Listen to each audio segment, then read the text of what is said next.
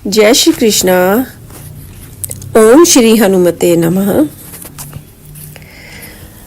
भगवान श्री हनुमान जी जो भक्ति और शक्ति और बुद्धि और सेवा के अद्वितीय प्रतीक हैं, उनका स्मरण मात्र से ही मन वचन कर्म जो पवित्र हो जाता है। श्री तुलसीदास जी द्वारा रचित हनुमान चालीसा एक दिव्य स्तोत्र है, जिसमें 40 चौपाइयों के माध्यम से पवन पुत्र हनुमान की महिमा, पराक्रम, करुणा और भक्तवत्सल्य रूप का वर्णन मिलता है। इनका नियमित पाठ भय, चिंता, रोग और संकटों का नाश करने वाला माना गया है और ये साधकों को आत्मबल, साहस, सकारात्मक ऊर्जा प्रदान करता है। जो भी भक्त श्रद्धा और विश्वास के साथ हनुमान चालीसा का पाठ करता है, उनके समस्त कष्ट दूर होकर जीवन में मंगलमय फल प्राप्त होते हैं। और आइए मन को एकाग्र कर श्री राम के परम भक्त मारुति नंदन की स्तुति का गान करते हैं। उनके चालीसे का जो अर्थ है वो समझने की कोशिश करते हैं। श्री गुरु चरण सरोज रज, निज मन मुकुर सुधार, वर्णो रघुबर विमल जस, जो दायक फल चार। पहले तो हम ये जो चौपाइयाँ हैं उनका जो अर्थ है, जो उसके बीच जो शब्द हैं उनके अर्थ समझने की कोशिश करेंगे। कि सरोज जो होता है उसका अर्थ होता है कमल, रज जो है वो धूली को कहते हैं, धूल को कहते हैं, और निज होता है अपना, और मुकुर होता है दर्पण, और वर्णो मीन्स होता है वर्णन करना, विमल होता है निर्मल, जसु कीर्ति को कहते हैं, और फल चार अर्थात चारों पदार्थ। वो पदार्थ कौन से? धर्म, अर्थ, काम और मोक्ष। श्री गुरुदेव के चरण कमलों की धूली से अपने मन रूपी दर्पण को निर्मल करके मैं श्री रघुवीर के उस निर्मल यश का वर्णन करता हूँ। ये तुलसीदास जी कहते हैं कि चारों फल धर्म, अर्थ, काम और मोक्ष को जो प्रदान करने वाला है। और व्याख्या में श्री गुरु जो पहला अक्षर है उसका गोस्वामी तुलसीदास जी ने जो हनुमान जी का गुणगान लिखने से पूर्व अपने गुरुदेव का स्मरण किया है। इसका अर्थ यही है कि कोई भी शुभ कार्य करने से पूर्व गुरुदेव की कृपा व उनका आशीर्वाद प्राप्त करना अति आवश्यक है। गुरु का नाम लेते ही अंदर प्रकाश होने लगता है, क्योंकि गुरु शब्द का अर्थ ही गुर अर्थात गु मतलब अंधकार और रू माने प्रकाश। जो अंधकार को दूर करे और प्रकाश कर दे उनका नाम है गुरु। अंधकार अर्थात अज्ञानता और प्रकाश अर्थात ज्ञान। गुरुदेव अपने शिष्य को ज्ञान देकर उनकी सारी अज्ञानता मिटा देते हैं। जहां गुरु से पहले श्री लगा है, श्री शब्द सम्मान का प्रतीक है और श्री शब्द लक्ष्मी का भी प्रतीक है। और गुरु को सम्मान पूर्वक सम्मान करते, गुरु का पूर्ण सम्मान देते हुए गुरु का आदर हो, जहां यही गोस्वामी तुलसीदास जी का संकेत है कि जहां गुरुदेव का सम्मान होता है, उन्हें आदर भाव से वंदन किया जाता है, वही लक्ष्मी का वास रहता है। उन्हें कभी लक्ष्मी की कमी महसूस नहीं होती, बल्कि लक्ष्मी माँ उन पर प्रसन्न रहती है और वह सदा उन पर अपनी कृपा बनाए रखती है। इसलिए गुरु का सदा आदर करें। गुरु में तीनों कर्ताओं का वास होता है, गुरु ब्रह्मा, गुरु विष्णु और गुरु ही महेश। और गुरु हमारे अंदर सद्विचारों की रचना करते हैं। ब्रह्मा बनकर विष्णु रूप से हमारा पग पग पर रक्षा करते हैं और हमें मार्गदर्शन देते हैं। आगे है चरण सरोज रज। सरोज कहते हैं कमल को। गोस्वामी तुलसीदास जी ने गुरु के चरणों को कमल की उपमा दी है। जैसे कमल का फूल कोमल होता है, ऐसे ही गुरुदेव के चरण कोमल है, अर्थात पवित्र है, पूजा के योग्य है। जैसे कमल का फूल जल में उत्पन्न होकर और जल में रहकर भी जल से निर्लिप्त रहता है, ऐसे ही सद्गुरु संसार में रहकर संपूर्ण क्रियाएं करने पर भी संसार से सदा निर्लिप्त रहते हैं, क्योंकि वे भगवान के भजन में तल्लीन होते हैं। जैसे लक्ष्मी का निवास कमल के फूल में होता है, ऐसे ही सद्गुरु का निवास भगवान में होता है।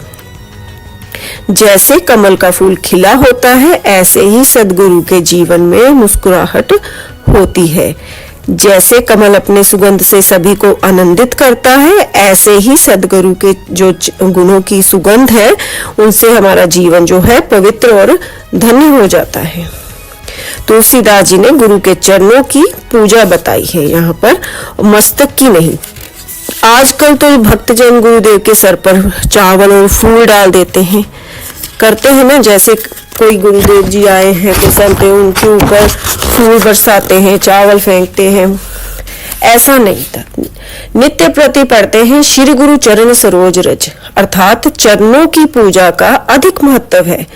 फिर भी इस विधि को धारण लोग नहीं करते।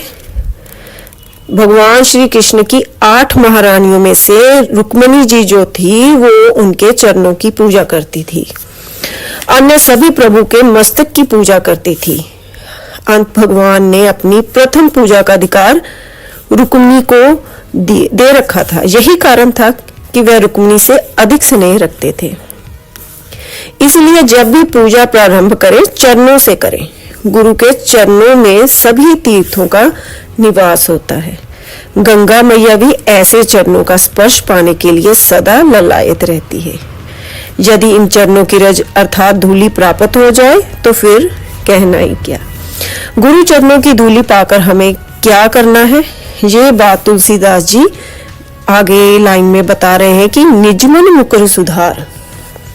मुकुर अर्थात दर्पण, मन ही हमारा दर्पण है। जैसे दर्पण पर धूल जम जाए, दर्पण साफ ना हो तो उसमें अपना चेहरा हमें ठीक से दिखाई नहीं देता। यदि उसमें चेहरा ठीक से देखना चाहते हो तो सीधी सी बात है कि दर्पण को साफ करना पड़ेगा, उस पर लगी धूल को पोंछना होगा। जैसे ही दर्पण साफ हुआ तो चेहरा उसमें ठीक से दिखाई देने लगेगा। इसी तरह हमारे मन रूपी दर्पण पर भी धूल जम चुकी है। कौन सी धूल है? विषय विकारों वाली धूल, संशयों वाली धूल, अहंकार रूपी धूल, अवगुणों वाली धूल। ये सारी मैल मन रूपी दर्पण पर जम गई है, जिसे केवल गुरु चरणों की जो धूली है उसके द्वारा ही हम साफ कर सकते हैं। गुरु चरण रज श्री स्वरूप है। गुरु चारों पदार्थों के दाता हैं, जिसमें एक बार इस रज को अपने मस्तक पर जिसने लगाकर अर्थात शीश पर धारण कर लिया तो समझिए कि उसने सारे विश्व को अपने बस में कर लिया। पूछा एक भगत ने तुलसीदास जी से कि रज तो मस्तक पर लगाई जाती है, फिर मन से इसका क्या संबंध? मन रूपी दर्पण पर इस धूलि का कैसे प्रभाव पड़ेगा और मन कैसे पवित्र होगा? तुलसीदास जी ने कहा है कि भाई, गुरु चरण कमलों की रज जब मस्तक पर लगाएंगे तो उसका सीधा प्रभाव मन पर पड़ेगा, जिससे हमारा तन मन पावन हो जाएगा। ठीक वैसे ही जैसे बिजली का करंट तन पर लगता है परंतु उसका प्रभाव मन पर भी पड़ता है, जैसे इत्र का सुगंधित तेल क्रीम तन पर लगते हैं परंतु उसका प्रभाव मन पर भी पड़ता है। ऐसे ही जैसे भजन में तन से बैठते हैं परंतु प्रभु कथा भक्ति भजन का प्रभाव हमारे मन पर पड़ता है। आगे है वर्ण रघुबर विमल जस। विमल अर्थात मल रहित। कौन सा मल? काम, क्रोध, ईर्ष्या, द्वेष, अहंकार आदि मल। जिसमें ऐसा मल ना हो वह मल रहित अर्थात विमल कहलाता है। प्रभु का नाम विमल है। जस माने यश, महिमा, गुणगान। ऐसे विमल निर्मल पवित्र यश का वर्णन करने जा रहे हैं श्री गोस्वामी तुलसीदास जी, जो संसार रूपी मल का भी नाश कर देता है। प्रभु महिमा ऐसी पवित्र गंगा है। जिसमें गोता लगाने से जीव का विकारों रूपी मल तो धुलता ही है, साथ में संसार रूपी मल बारंबार, जैसे कि जन्म लेना, बारंबार मरना, ये भी नष्ट हो जाता है। इसे कहते हैं संसार मल नाशनम। यहाँ गोस्वामी तुलसीदास जी हनुमान चालीसा में हनुमान जी की महिमा का वर्णन करना चाहते हैं, तो फिर ये हनुमान जी का नाम ना लिखकर रघुवर नाम क्यों लिखा है? देखिए, यहाँ वर्णो रघुवर विमलजस, इनमें उन्होंने रघुवर बुलाया है हनुमान जी को, उनका नाम हनुमान नहीं बोला। ये क्यों? ऐसा इसलिए लिखा है कि हनुमान जी भी रघुवंश में ही आते हैं। प्रभु श्री राम और मैया सीता जी ने कई बार इन्हें अपना सुत कहा है। ऐसा कई बार माता जानकी ने इन्हें अपना पुत्र कहा है, श्री हनुमान जी ने उन्हें अपनी माता कहा है, उधर श्री राम जी ने इन्हें पुत्र कहकर भी पुकारा है, और पुत्र के साथ साथ उन्होंने अपना भक्त भी, परम भक्त भी माना है। इस प्रकार हनुमान जी प्रथम पुत्र हैं। लव कुश तो बाद में हुए, गोद लिए हुए पुत्र का गोत्र भी पिता के गोत्र से ही चलता है, इसलिए यहाँ हनुमान का नाम ना लिखकर उन्होंने रघुवर लिखा है। दूसरा अर्थ ये कि रघुवर विमल यश, अर्थात रघुवर से भी बढ़कर निर्मल जिसका यश है। श्री राम के चरित्र में कुछ अज्ञानी लोग वाली वध और सीता त्याग के प्रसंग में फिर भी दोष निकालते हैं, परंतु श्री हनुमान जी के चरित्र में तो किसी प्रकार का कोई दोष नहीं निकाल पाते। इसलिए हनुमान चालीसा परम पवित्र निर्मल यश, और हनुमान जी को बारंबार हमारा प्रणाम है। तीसरा अर्थ यह है कि प्रभु श्री राम ने हनुमान जी को अपना भाई भी कहा है। तुम मम प्रिय भरत सम भाई, अर्थात तुम मेरे प्राणों से अधिक प्रिय भरत के समान प्रिय भाई हो। इस दृष्टि से भी हनुमान जी रघुवंश के हुए, इसलिए तुलसीदास जी ने हनुमान जी का नाम ना लिखकर रघुवर लिखा है।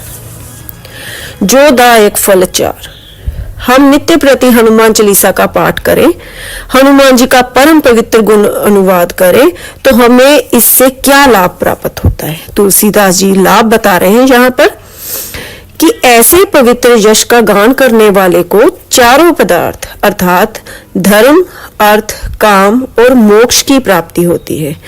हनुमान जी अपनी कृपा से उस भक्त को धर्म का मार्ग दिखाते हैं, धर्म की परिभाषा समझाते हैं और उसे धर्मवान बना देते हैं। धर्म क्या है, इसके बारे में विद्वान संतों ने अपने अपने मत दिए हैं, परंतु गीता ज्ञान के आधार पर धर्म की परिभाषा है ईश्वर को जानना और ईश्वर की प्राप्ति करना। हम सभी का यही मुख्य धर्म था। आज व्यक्ति अपने असली धर्म को भूल चुका है, और पहले के युगों में यह देखा जाता था कि संसार में सबसे अधिक धर्मवान व्यक्ति कौन है, परंतु आज ये देखा जाता है कि सबसे अधिक धनवान व्यक्ति कौन है। पहले धर्मवान व्यक्ति की पूजा की जाती थी और उसकी जय जयकार होती थी, परंतु आज धनवान की पूजा होती है, उन्हीं की जय जयकार की जाती है।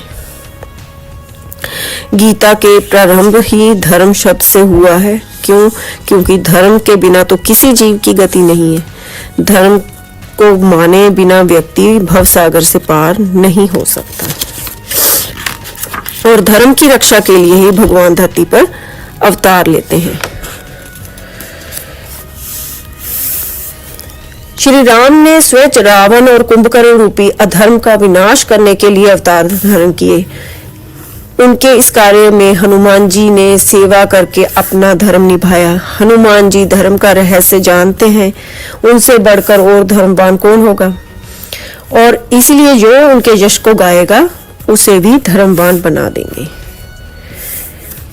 और अर्थ माने धन, लक्ष्मी, वैभव आदि। जो हनुमान जी का गुण गाते हैं, व्रत पूजा पाठ आदि करते हैं, उन्हें किसी चीज की कमी नहीं रहती। हनुमान जी उन्हें धन्य धान्य से संपन्न कर देते हैं, क्योंकि वे अष्ट सिद्धि नवनिधि के दाता हैं।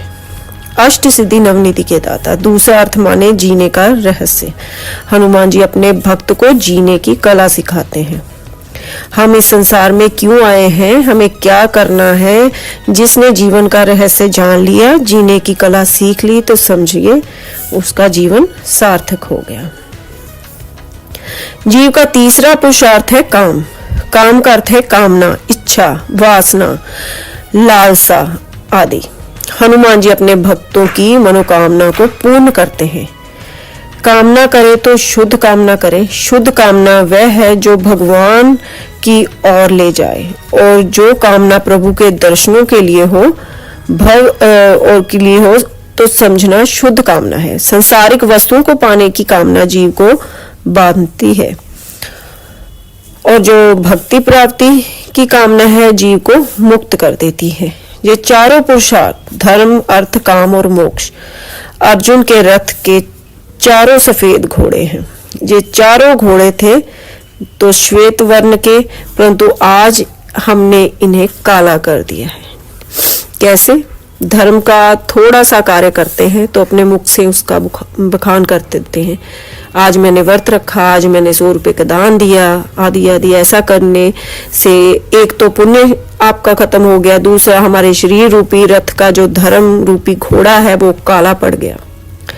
अर्थ घोड़े को भी काला कर दिया, हमारी कमाई पवित्र नहीं रही।